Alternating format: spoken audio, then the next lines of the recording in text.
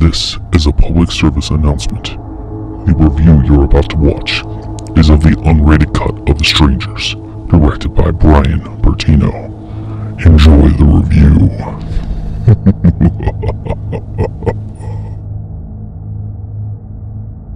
Hello and welcome to the Cavern of Terror.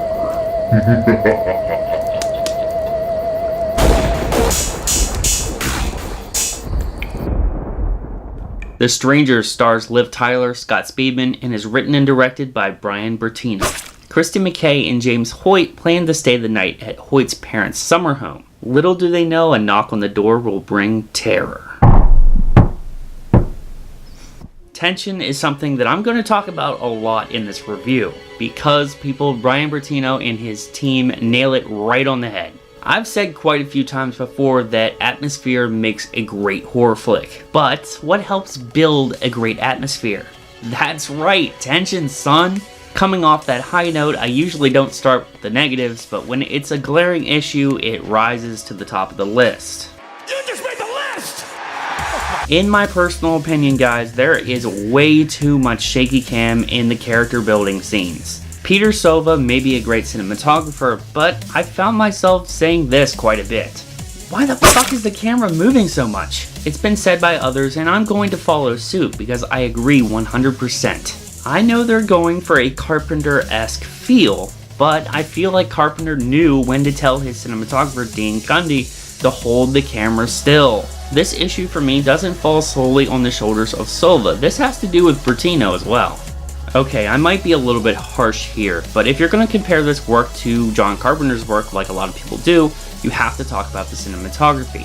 And he usually lets the camera sit in one spot and they let the scene play out.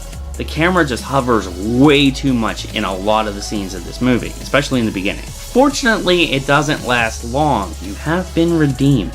Huge congratulations go to Scott Speedman. The Strangers may be his best performance. Well, if you compare this film to the two Underworld movies he did, this is definitely his best work. However, I swear this guy is allergic to making good decisions in a movie. Liv Tyler shines for me. She gives an understated performance. It's all about the facial expressions and mannerisms with her character. I refuse to give spoilers because that goes against everything this channel stands for, but all of her problems in this film stem from the beginning. Yep, that's all you get. Tyler actually goes through quite a bit of psychological torture before the Strangers attack. Speaking of the Strangers, I don't think I'll ever be more afraid of killers than the ones that are portrayed here. Okay, we're gonna go off script a little bit here and talk about the first time I saw this movie was when it first came out. I saw it in theaters with my high school girlfriend. We went down to the movie theater and we experienced this in theaters, and this was a movie that you had to experience in theaters back in the day because a lot of people didn't really like this movie when it first came out. And it's all about tension and atmosphere, and there's a lot of tension and atmosphere, and it was all about the crowd experience and people just going crazy, especially that iconic kitchen scene.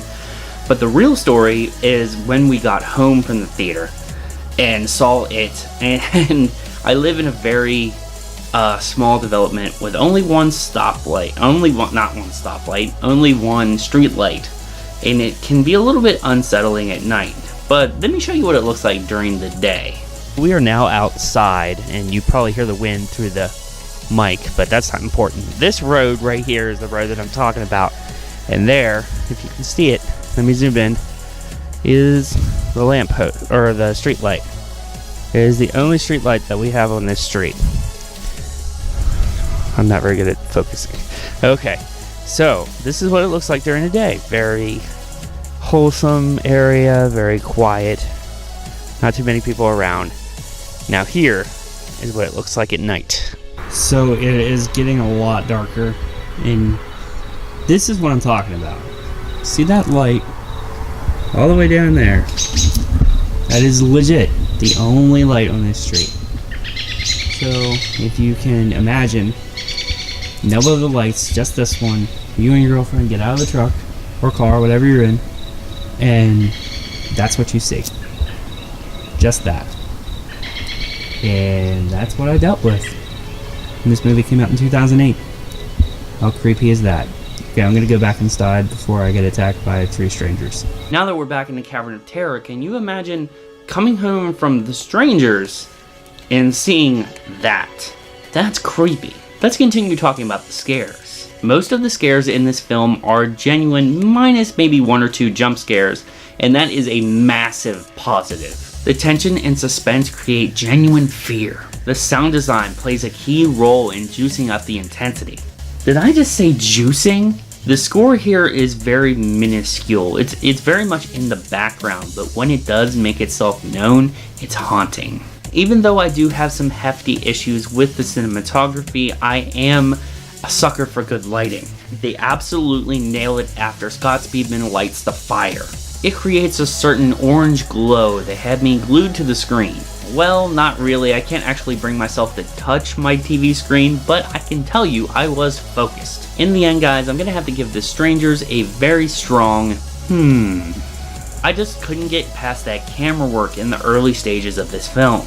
Yeah, it goes away as the movie goes on, but it casts a huge shadow over the emotional scenes with these characters. The strangers, the killers, they help make up for this though. If you're one of those people that's looking for more modern day horror icons, well then here you go. After one film, and yes, I know they have a sequel and we'll get to that eventually, they are more than a match for the horror icons of the past. This is one of the best home invasion movies I think I've ever seen, period.